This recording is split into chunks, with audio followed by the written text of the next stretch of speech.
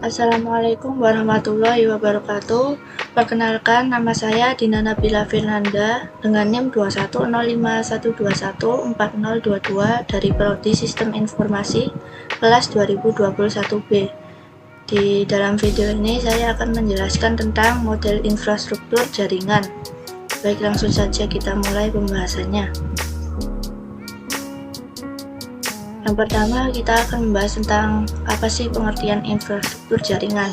Jadi, infrastruktur jaringan adalah sebuah kumpulan sistem komputer yang saling berhubungan, dihubungkan oleh berbagai macam bagian dari sebuah arsitektur telekomunikasi. Infrastruktur jaringan terdiri dari perpaduan banyaknya teknologi dan sistem. Sebagai seorang administrator jaringan harus menguasai dalam teknologi dan sistem yang terkait, agar nantinya infrastruktur jaringan dapat dipelihara dengan mudah dan disupport dengan baik, serta dapat memudahkan dalam troubleshooting jika terjadi suatu masalah, baik itu berupa masalah kecil pada infrastruktur jaringan sampai masalah besar pada sistem jaringan secara global. Kemudian, apa itu pengertian dari jaringan komputer? Jadi, jaringan komputer adalah sistem yang menghubungkan beberapa komputer untuk berbagi informasi atau data dan sumber daya.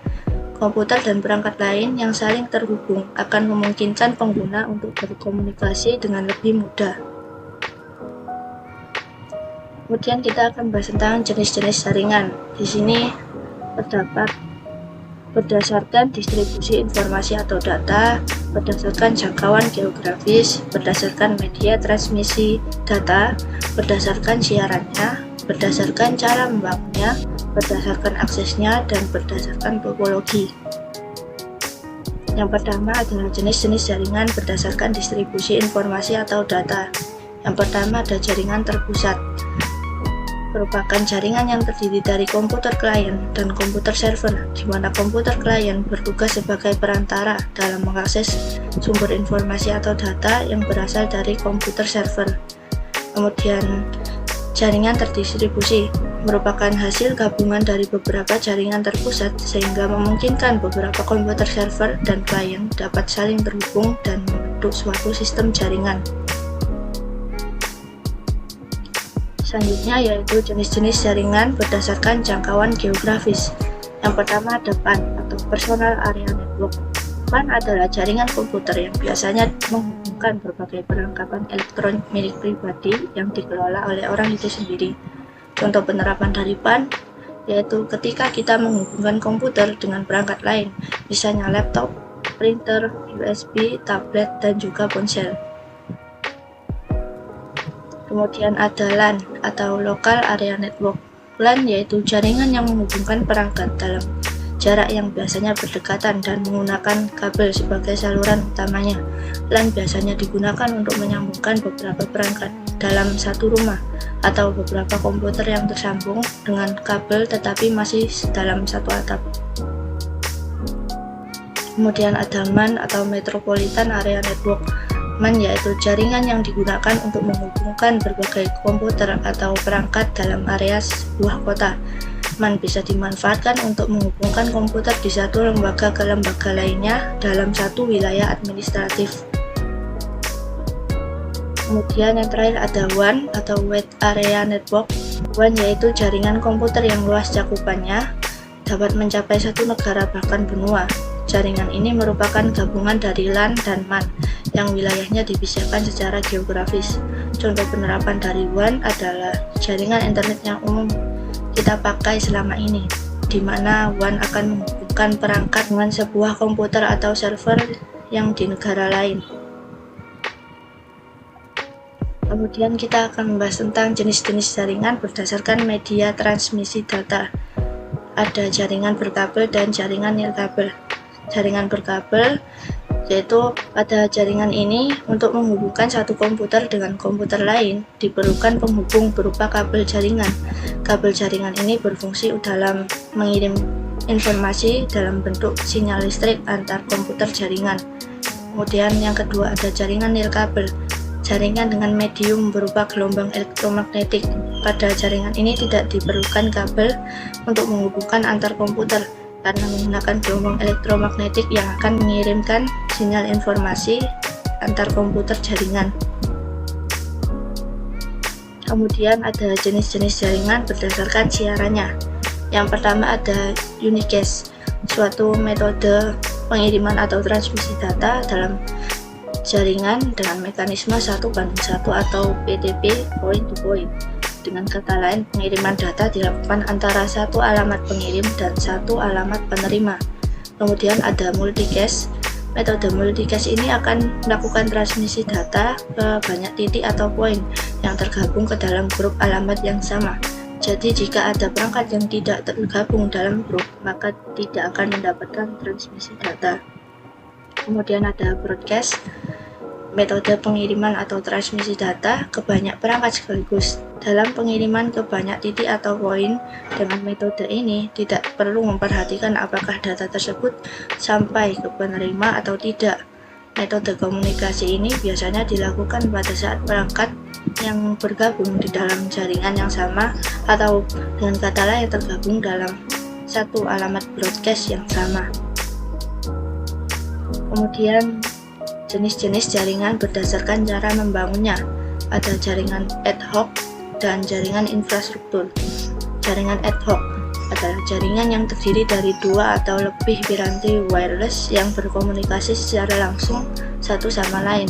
Model jaringan wireless LAN yang sangat sederhana karena pada ad hoc ini tidak membutuhkan access point untuk host dapat saling berinteraksi. Sedangkan jaringan infrastruktur adalah jaringan yang menggunakan suatu piranti Wi-Fi yang disebut access point atau AP sebagai suatu bridge antara piranti wireless dan jaringan kabel standar. Konsep jaringan infrastruktur di mana untuk membangun jaringan ini diperlukan wireless LAN sebagai pusat. Kemudian kita akan membahas tentang jenis-jenis jaringan berdasarkan aksesnya.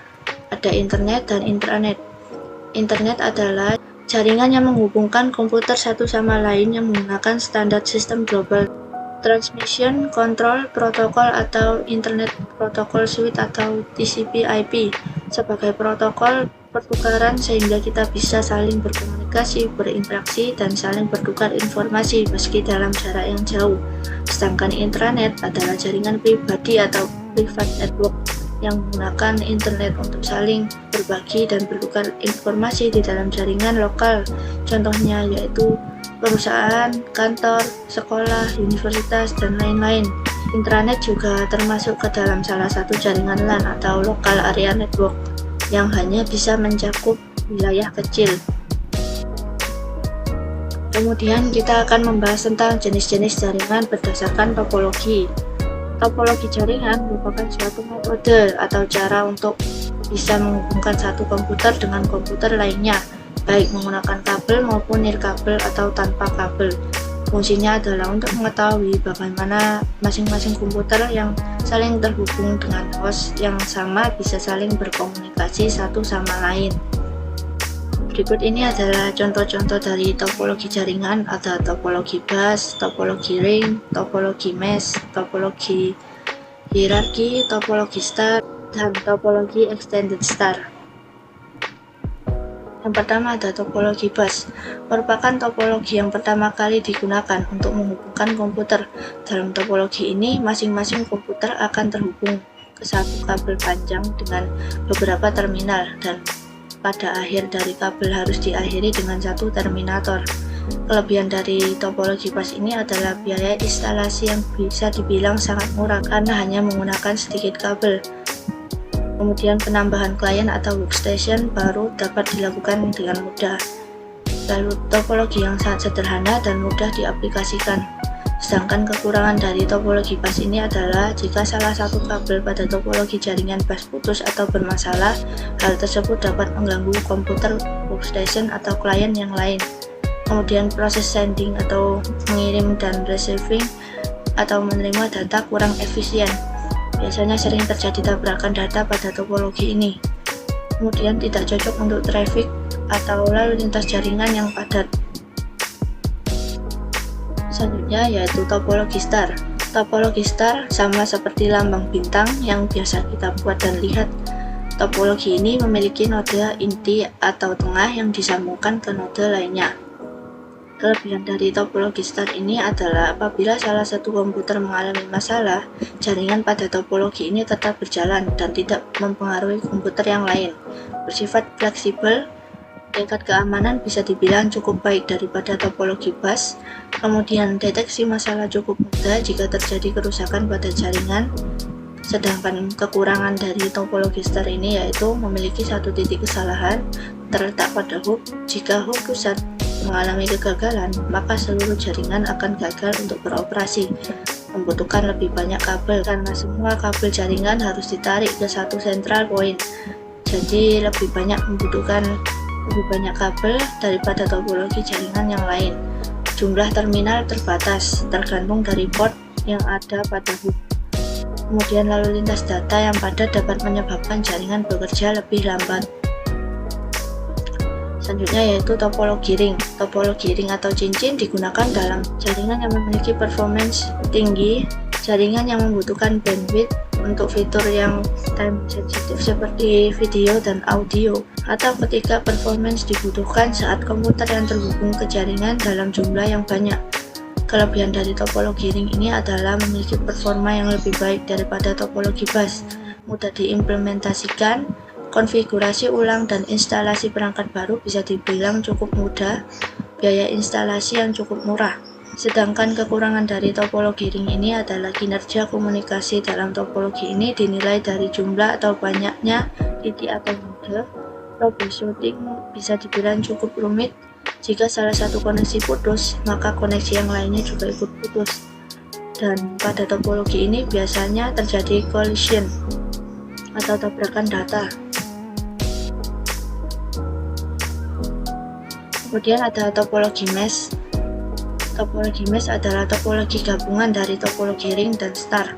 Topologi mesh ini adalah suatu bentuk hubungan antar perangkat di mana setiap perangkat terhubung secara langsung ke perangkat lainnya yang ada di dalam jaringan.